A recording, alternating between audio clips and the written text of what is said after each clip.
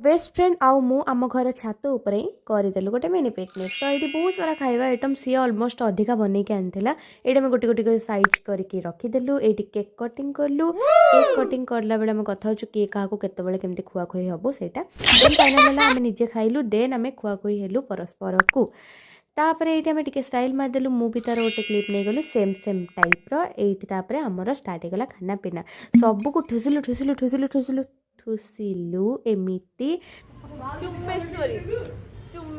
गुपचुपटा जेहेतु मु तैयारी करथि और सेटा एते टेस्टी होतला एते मु एमती निजर तारीफ करथली। तापर मैगीटा बहुत बढ़िया होतला काहे कि ना मु बनैतली। एठी दी जण टिके स्टाइल मारी फुल लगा लगी हे गलु पुणी गपसप चुगुली माने अलका प्रकार चलीला।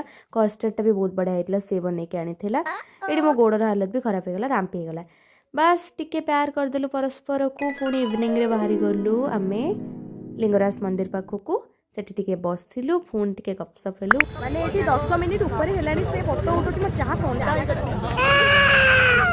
एते समय देखो माने केते भलो फोटो आठ कोन भलो फोटो तो दरकार देखा भी जाउनी एठी हां छाड़ो एठी थुआई जे से फोटो उठोटी हेला